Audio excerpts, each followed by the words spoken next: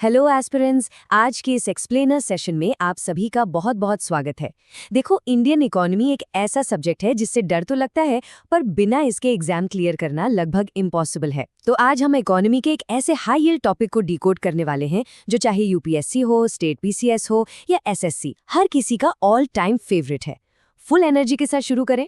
Hello sir, मैं तो seriously इस टॉपिक को समझने के लिए बहुत ही ज़्यादा एक्साइटेड हूँ। इकोनॉमी के कॉन्सेप्ट थोड़े ट्रिकी ज़रूर होते हैं, लेकिन मुझे पता है आज हम इसका एकदम डिटेल में पोस्टमार्टम कर देंगे। सर, सेशन शुरू होते ही ना मेरे दिमाग में सबसे पहला सवाल यही घूम रहा है, ऐसा क्यों है कि भारत के लगभग आधे वर्कर्स मिलकर भी देश की टोटल वेल्थ का सिर्फ 1/6 यानी 1/6 हिस्सा ही प्रोड्यूस कर पा रहे हैं? ये आखिर चल क्या रहा है? बहुत ही शानदार सवाल पूछा तुमने। और एस्पिरेंट्स, आप लोग भी ध्यान देना, ये जो विरोधाभास है ना, जिसे हम पैराडॉक्स कहते हैं, इसको समझना ही मॉक टेस्ट्स और एक्चुअल एग्जाम के उन ट्रिकी क्वेश्चंस को क्रैक करने की मास्टर की है। आज हम इसी मिस्ट्री को सॉल्व करेंगे।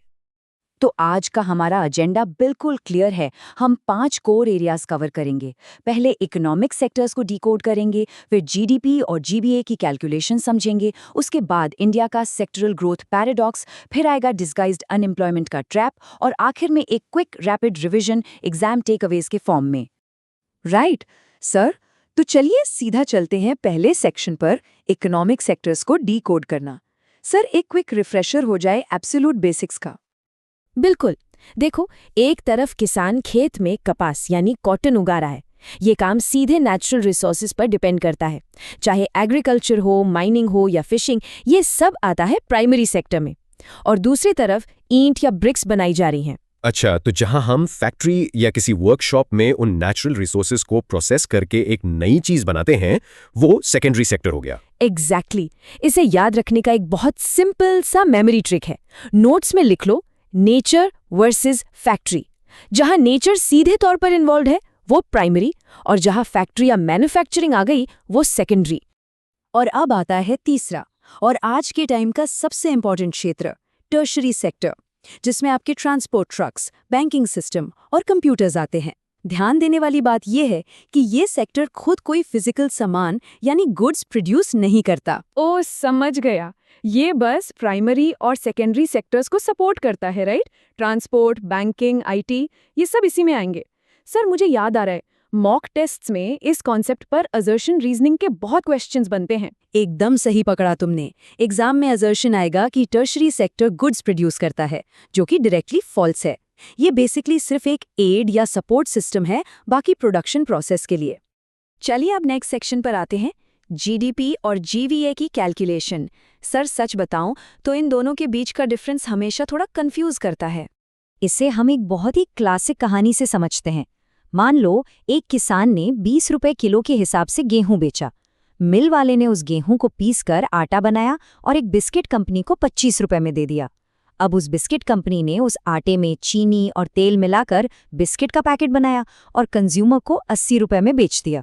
तो सर, अगर इकोनॉमी की टोटल वैल्यू निकालनी हो तो क्या हम 20, 25 और 80 इन तीनों को जोड़ देंगे? बस यही तो है वो डबल काउंटिंग वाला ट्रैप। सोचो, अगर हम तीनों को जोड़ेंगे तो उस गेहूं की कीमत 3 बार काउंट हो जाएगी ना। इसलिए रूल याद रखना, हमेशा सिर्फ फाइनल गुड्स की वैल्यू ली जाती है, यानी सीधे 80 रुपए का बिस्किट। गेहूं और आटा इंटरमीडिएट गुड्स हैं, उनकी वैल्यू तो ऑलरेडी उस 80 रुपए के बिस्किट में शामिल है। अब आते हैं जीडीपी और जीवीए वाले कंफ्यूजन पर।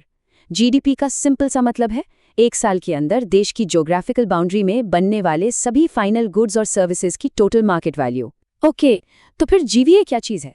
जीवीए यानी ग्रॉस वैल्यू एडेड। ये हमें बताता है कि किसी एक पर्टिकुलर सेक्टर ने, जैसे कि सिर्फ एग्रीकल्चर या सिर्फ मैन्युफैक्चरिंग ने, इकोनॉमी में इफेक्टिवली कितना कंट्रीब्यूट किया।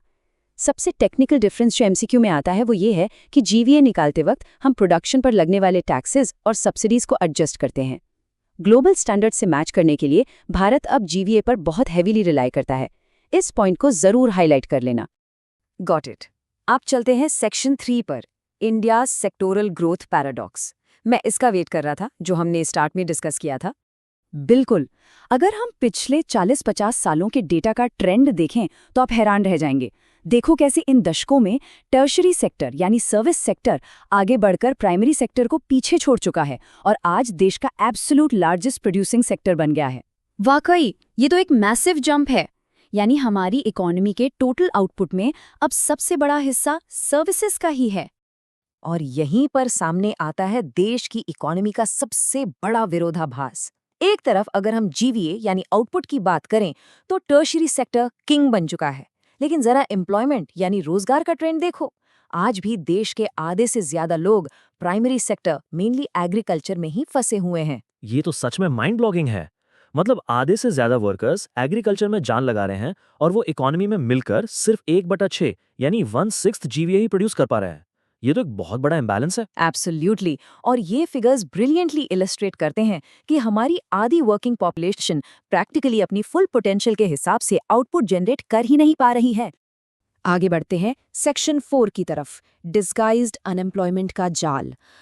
सर, मैंने नोटिस किया है PYQs में ये स्पेसिफिक टर्म लगभग हर साल कहीं ना कहीं मिल ही जाता है, क्योंकि ये कॉन्सेप्ट एग्जामिनर्स का फेवरेट है। टेक्स्ट बुक डेफिनेशन की बात करें तो डिस्गाइज्ड अनएम्प्लॉयमेंट, जिसे हम प्रच्छन्न बेरोजगारी या अंडर एम्प्लॉयमेंट कहते हैं, एक ऐसी स्थिति है जहां लोग जाहिर तौर पर काम करते हुए तो दिखते हैं, लेकिन रियलिटी में उनसे उनकी एक्चुअल क्षमता से बहुत कम काम लिया जा रहा होता है। तो क्या ये उस ओपन अनएम्प्लॉयमेंट से अलग है, जिसमें इंसान के पास सच में कोई जॉब नहीं होती और वो खाली बैठा होता है? जमीन आसमान का फर्क है।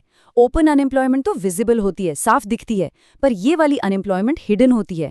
इंसान को लगता है कि वो एम्प्लॉयड है, उसके हाथ में काम है, पर इकोनॉमी में उसका मार्जिनल कंट्रीब्यूशन 0 होता है। इसे ना एक छोटी सी रिलेटेबल स्टोरी से समझते हैं, एग्जाम में दिमाग में डायरेक्टली क्लिक करेगी।